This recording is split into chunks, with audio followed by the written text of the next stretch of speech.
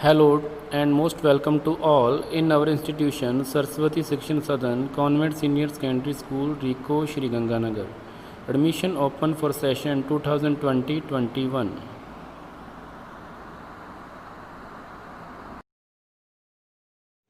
Hello students, good morning. How are you? I hope you all are well. Students, आज अपने जो अपना next topic करेंगे human settlement chapter में वो है अर्बन सेटलमेंट।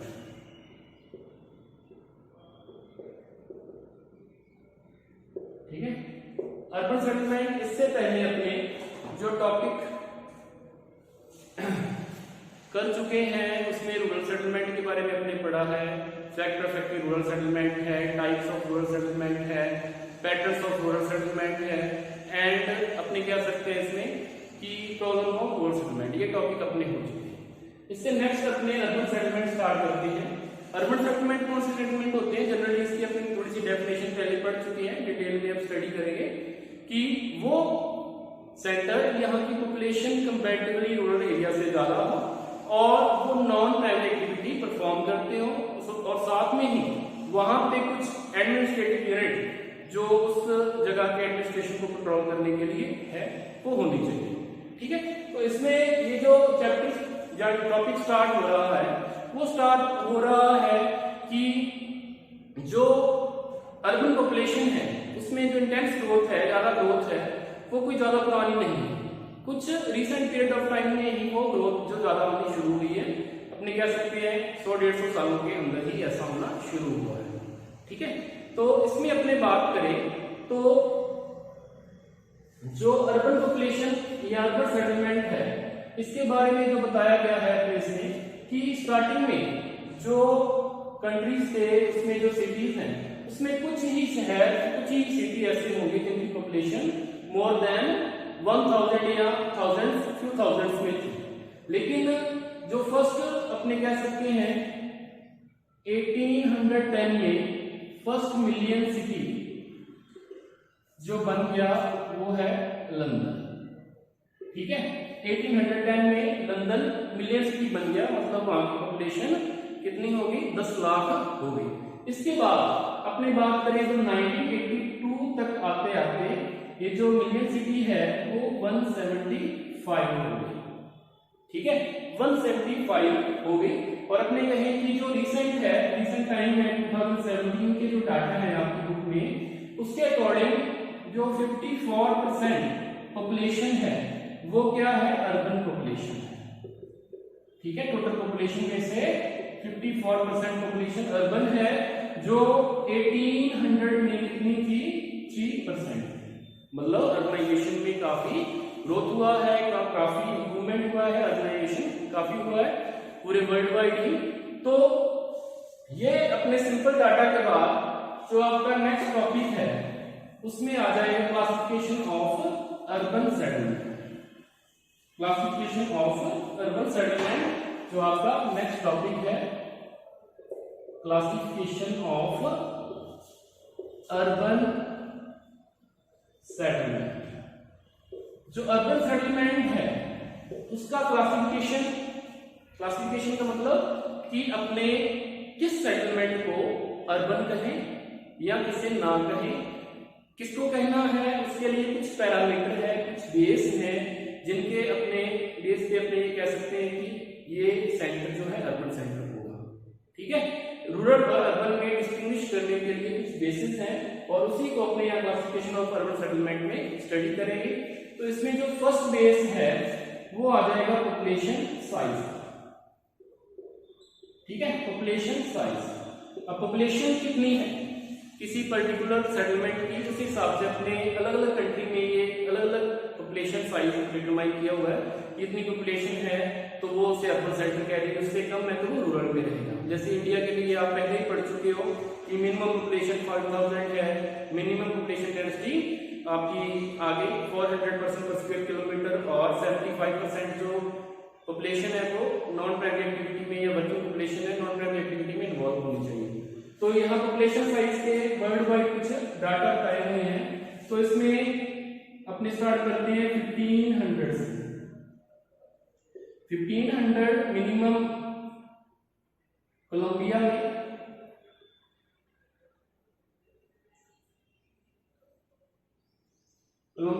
ये अपने कह सकते हैं कि minimum population required for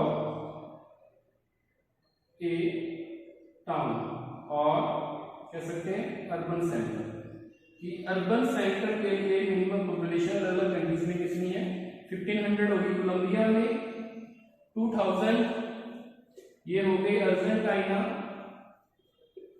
and पुर्तगाल में, 2500 हो गई यूएसए एंड थाईलैंड में, 5000 हो गई इंडिया में,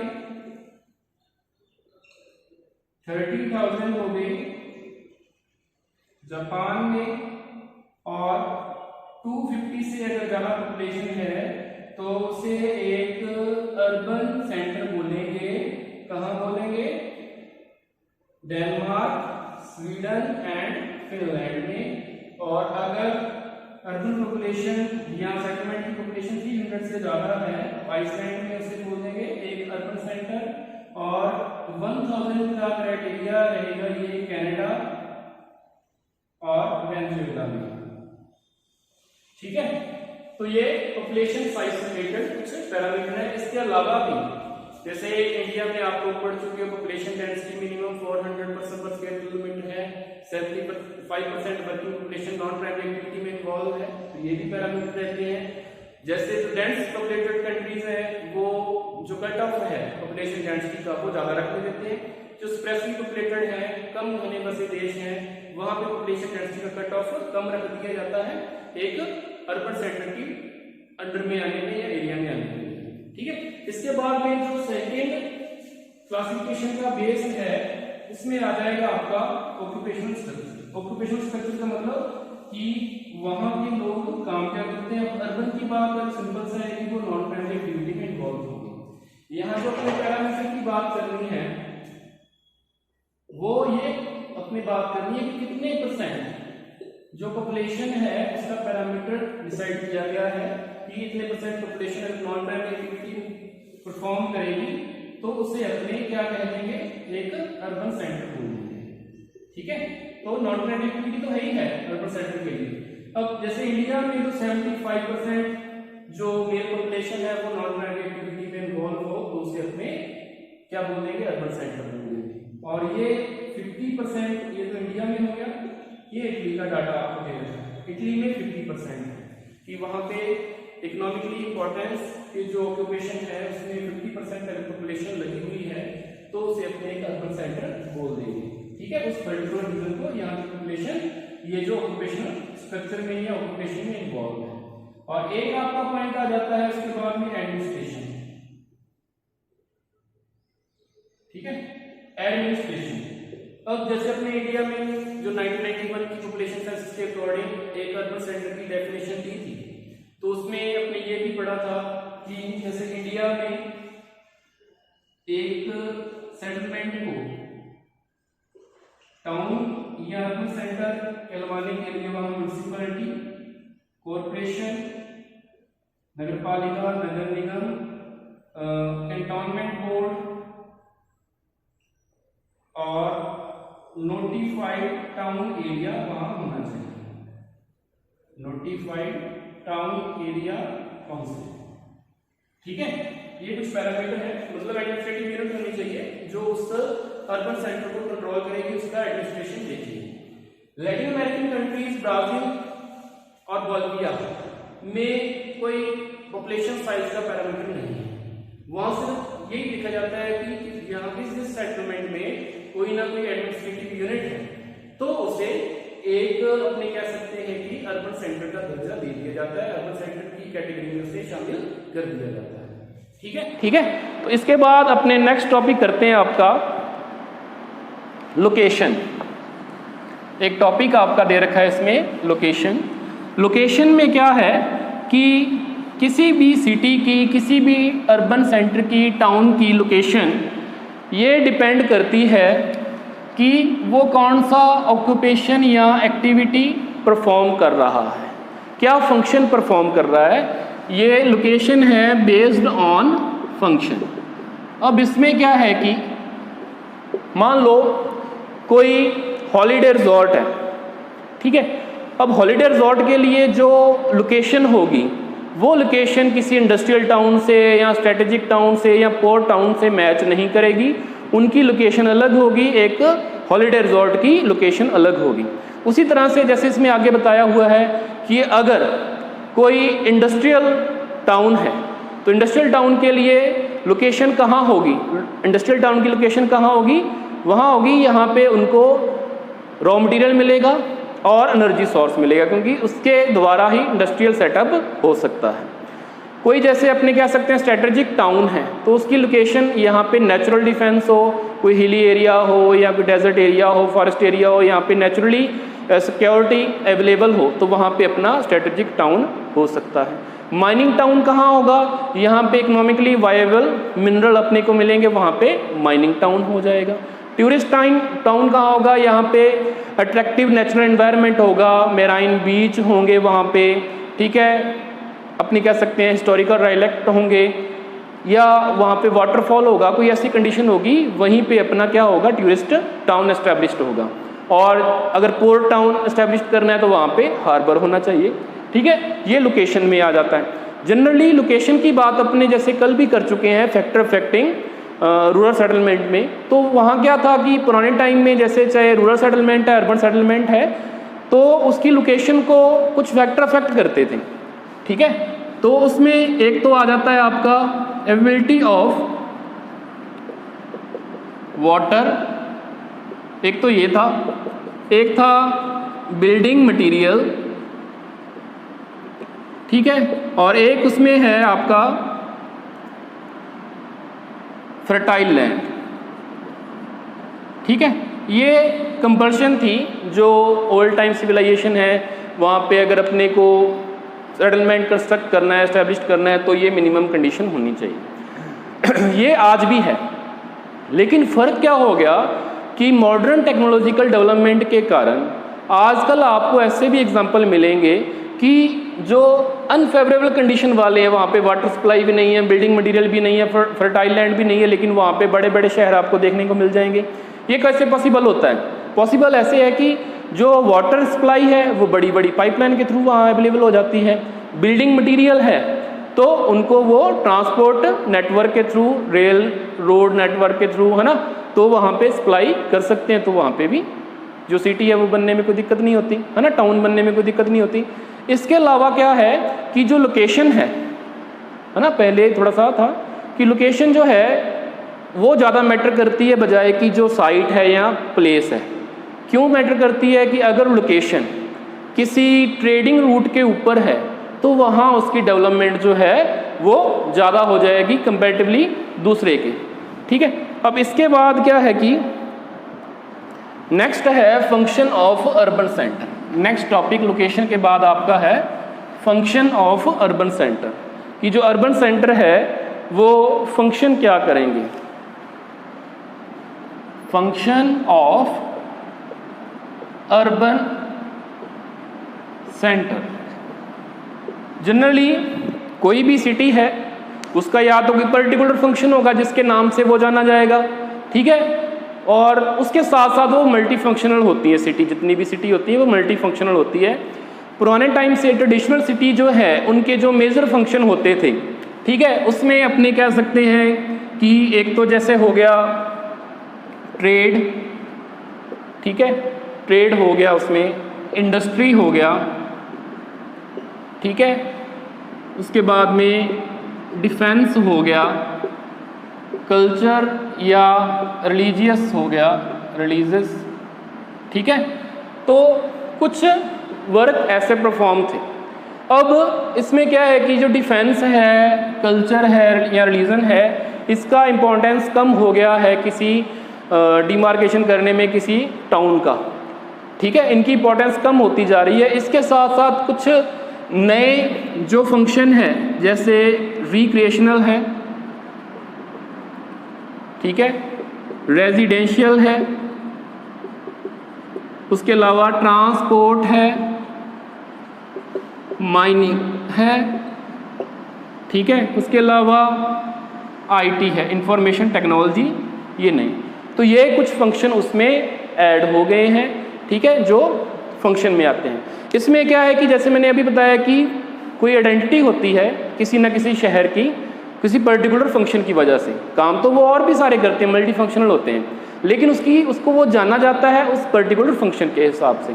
जैसे अपने बात करें तो जो शेफील्ड है उसको इंडस्ट्रियल टाउन अपने कह देते हैं, लंदन है उसको पोर्ट टाउन के नाम से जाना जाता है, चंडीगढ़ है उसको एडमिनिस्ट्रेटिव टाउन के नाम से अपने जानते हैं। तो ये कुछ एग्जाम्पल आपकी बुक में भी बताए हुए हैं। अब आगे अपने डिटेल में इनको थोड़ा सा बढ़ते हैं, अलग अलग फंक्शन को। इसमें जैसे एक एडमिनिस्ट्रेशन भी आ गया, ठीक है। तो फर्स्ट जैसे हो गया एडमिनिस्ट्रेशन फंक्शन, सिंपल सा है कि किसी भी कंट्री की गवर्नमेंट जिस पर्टिकुलर प्लेस से, पर्टिकुलर सेंटर से पूरे कंट्री को ऑर्गेनाइज करती है, कंट्रोल करती है, उसके लिए डिफरेंट टाइप्स की पॉलिसीज़ बनाती है, उसको इम्प्लीमेंट करती है ना, तो वो एक पर्टिकुलर सेंटर होता है, फेवरेबल कंडीशन होती है उसकी कि पर्टिकुलर प्लेस होता है, वहाँ से पूरे कंट्री का जो प्रशासन है, एडमिनिस्ट्रेशन है, वो देखा जाता है। इसको याद करना सिंपल सा है, कोई भी जो आपके किसी भी कंट्री की कैपिटल कोई 5-7 की याद है तो उसमें आप लिख सकते हो। जैसे इसमें एग्जांपल आप दिल्ली का दे दो, कैनबरा का दे दो, ऑस्ट्रेलिया की कैपिटल है, अदीस अबाबा इथोपिया की कैपिटल है, कैनबरा इथोपिया की डिटेल स्टडी आपको आएगी भी अभी, ठीक है। कुआलालंपुर दे दो, उसके बाद काठमांडू दे दो, ठीक है, वाशिंगटन डीसी, कोई भी इसमें आप एग्जांपल दे सकते हो। उसके बाद में है trade and commercial town. Trade and commercial town में तो इसके एग्जांपल 3-4 इसमें फंक्शन आपके आ जाएंगे। ट्रेड एंड कमर्शियल टाउन में जो आपके आएगा उसमें एक तो हो गया जैसे आपका एग्रीकल्चरल मार्केट टाउन, ठीक है, उसमें आपका आ गया विनिपेग आ गया, कंसास आ गया, ठीक है। उसके बाद में बैंकिंग और फाइनेंशियल टाउन का एग्जांपल इसमें दे रखा है, उसमें फ्रैंकफर्ट है, एम्स्टर्डम है, ठीक है। उसके अलावा आप इसमें जो आप कह सकते हो कि इंडस्ट्रियल टाउन है, उसमें जमशेदपुर है, पिट्सबर्ग है। माइनिंग टाउन है, ब्रोकन हिल आ जाएगा, धनबाद आ जाएगा। कल्चरल टाउन है, उसमें आपका जेरूसलम आ जाएगा, मक्का आ जाएगा, बनारस आ जाएगा, जगन्नाथपुरी आ जाएगा, ठीक है। और कुछ रिक्रिएशनल टाउन है जिसमें आपका पणजी आ जाएगा उसमें, ठीक है, मियामी आ जाएगा। तो ये काफ़ी एग्जाम्पल जो हैं आपके वो इसमें आप दे सकते हो। फिर क्या है इसमें आगे,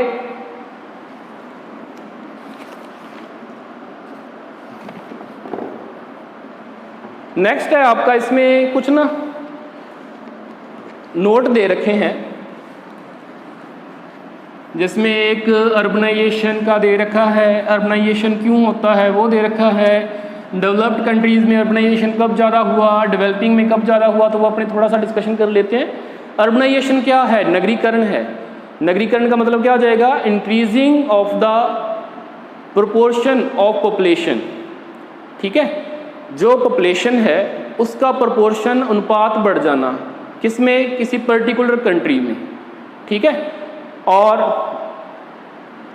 अर्बन सेंटर में, ठीक है, कि मतलब अर्बन सेंटर में या अर्बन पॉपुलेशन का जो प्रोपोर्शन है वो पूरी कंट्री की पॉपुलेशन के कंपैरिजन में प्रोपोर्शन में बढ़ जाना, या आपने कह सकते हैं नगरीय जनसंख्या में वृद्धि हो जाना, नगरीकरण कहलाता है या अर्बनाइजेशन कहलाता है।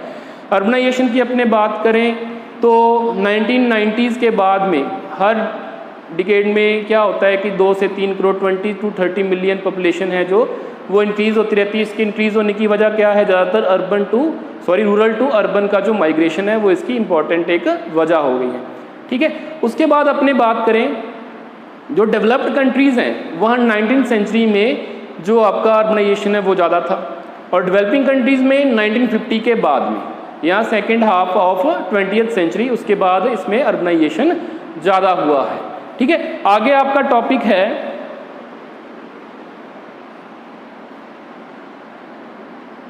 Classification of towns on the basis of form, ये लास्ट टॉपिक है आपका, classification of towns on the basis of forms.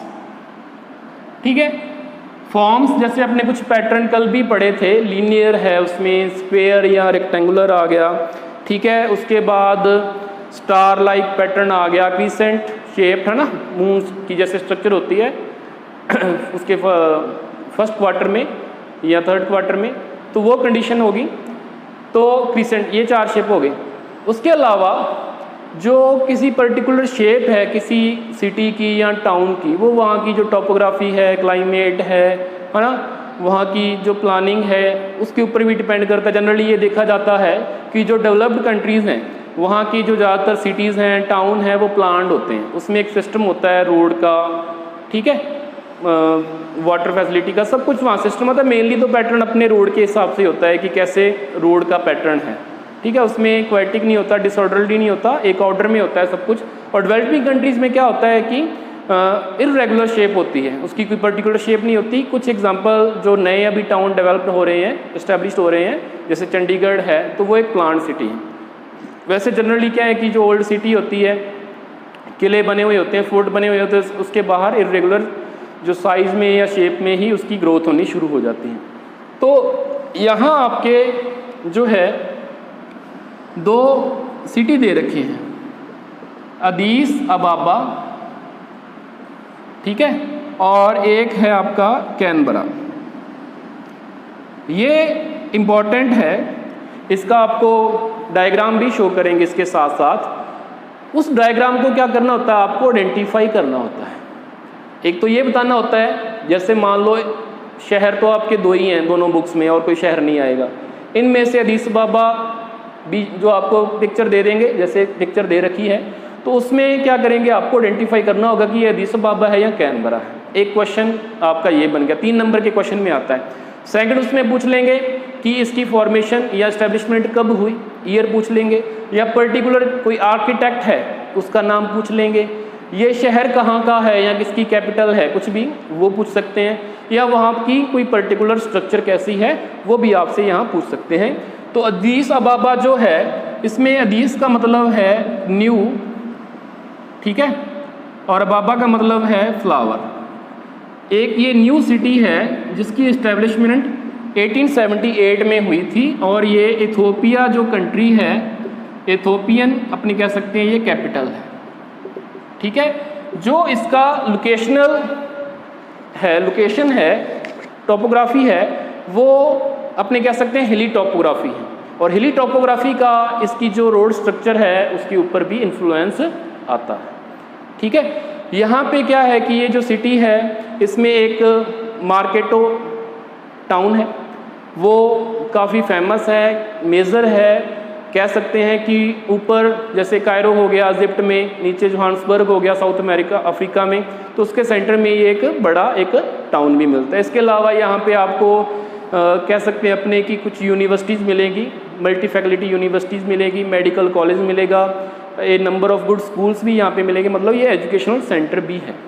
ठीक है, यहाँ पे आपको एयरपोर्ट फैसिलिटी भी अवेलेबल है। तो इसके डेवलप्ड होने का कारण क्या है कि एक तो इथोपिया के सेंटर में है, मल्टी फंक्शनल है ना, बहुत सारे जो सर्विस प्रोवाइड करवाता है अपनी जो कह सकते हैं कंट्री को, तो इस वजह से एक मेन सिटी है और इसका एक पर्टिकुलर डिज़ाइन भी है।